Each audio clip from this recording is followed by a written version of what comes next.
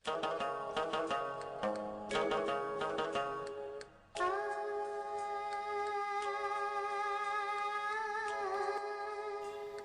वालेकुम बच्चों, मैं वहाब सर एक बार फिर आप लोगों से मुखातिब हूँ। तो बच्चों, आज हम लोग 5वीं जमात की दरसी किताब इब्तिदाई उर्दू का तीसरा सबक पढ़ने जा रहे हैं और इस सबक का उन्वान है बीवी फ़ातिमा रज़ी अल्लाह ताला अन्हा। तो आइए शुरू करते हैं। बीवी फ़ातिमा रज़ी अल्लाह ताला अन्हा हज़रत मोहम्मद सल्लल्लाहु अलैहि वसल्लम की सबसे छोटी बेटी थीं। उनकी वालिदा का नाम हज़रत खदीजा रज़ी अल्लाह ताला अन्हा था। बीवी फ़ातिमा नेक, इबादत गुजार और बहुत मेहनती खातून थीं। वह दिन और रात के ज़्यादातर हिस्सों में अल्लाह ताला की इबादत किया करती थीं। उन्होंने बहुत सादा ज़िंदगी गुजारी और हर हाल में अल्लाह का शुक्र अदा किया। बीवी फ़ातिमा रज़ी अल्लाह ताला अन्हा की ज़िंदगी दुनिया की तमाम औरतों के लिए बेहतरीन नमूना है। यानी दुनिया की तमाम औरतें बीवी फ़ातिमा की नक्शे कदम पर चलकर अपनी ज़िंदगी को बेहतर बना सकती हैं।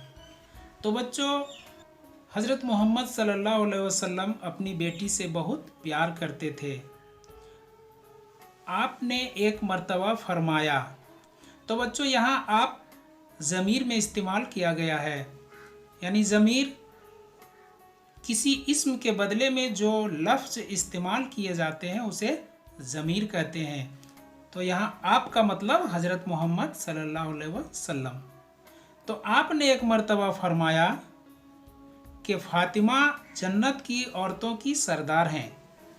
हज़रत मोहम्मद सल्लल्लाहु अलैहि वसल्लम जब भी किसी सफ़र से वापस आते तो पहले मस्जिद में 2 रकात नमाज नफल अदा करते और फिर बीवी फ़ातिमा के घर जाते। बीवी फ़ातिमा जब भी आपसे मिलने आती तो हुजूर अपनी चादर बिछाकर उन्हें अपने पास बिठा लेते।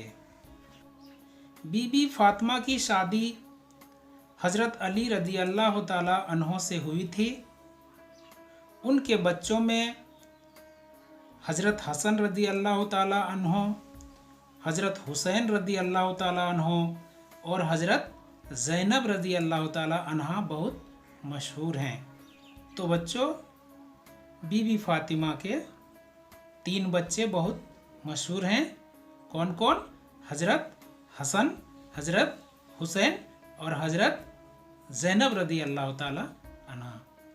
बीवी फ़ातिमा अपने शोहर और बच्चों की खिदमत के साथ साथ घर के तमाम काम भी खुद किया करती थीं, जैसे खाना पकाना, बर्तन साफ़ करना, झाड़ू देना, गल्ला साफ़ करना, गल्ला मतलब अनाज को साफ़ करना, और आटा पीसना। बहुत ज़्यादा मेहनत करने की वजह से आपके हाथों में गट्ठे पड़ गए थे। एक मर्तबा बीवी फ़ातिमा रज़ी अल्लाह ताला अन्हा अपने वास्ते एक खिदमतगार तलब करने के लिए हुजूर के पास गईं। यानी एक मर्तबा बीवी फ़ातिमा अपने वास्ते एक नौकरानी की तलब करने के लिए हुजूर के पास गईं।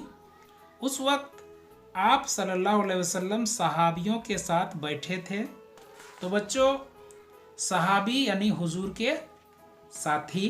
बीवी फ़ातिमा शर्म और लिहाज की वजह से हुजूर से कुछ नहीं मांग सकीं और वापस घर चली आईं। बाद में आप खुद बीवी फ़ातिमा के घर तशरीफ़ लाए और उनसे आने की वजह पूछी। बीवी फ़ातिमा रज़ी अल्लाह ताला अन्हा खामोश रहीं। हज़रत अली रज़ी अल्लाह ताला अन्हों ने खिदमतगार तलब करने वाली बात बताई तो आपने अपनी चहेती बेटी से फरमाया, बेटी सब्र करो, रात को सोने से पहले सुबहान अल्लाह 33 बार, अल्हम्दुलिल्लाह 33 बार और अल्लाहु अकबर 34 बार पढ़ लिया करो। यह तुम्हारे लिए एक मुलाजिम की खिदमत से कहीं बेहतर होगा। बीवी फातिमा रदी अल्लाह ताला अन्हा ने जवाब दिया, मैं अल्लाह और उसके रसूल की रज़ा में खुश हूँ। बीवी फातिमा ने कभी दौलत की ख्वाहिश नहीं की। घर में खाना ना होता तो वह फाका कर लेती और किसी को खबर तक न होती। फाका मतलब भूखा रहना। इसके बावजूद जब भी मौका मिलता वह गरीबों की मदद करती थीं। कई बार ऐसा हुआ कि वह और उनके बच्चे फाके से हैं, खाने का सामान मुहैया हुआ, इंतज़ाम हुआ, लेकिन उसी वक्त किसी साइल ने सदा दी। साइल कहते हैं सवाल करने वाले को या मांगने वाले को।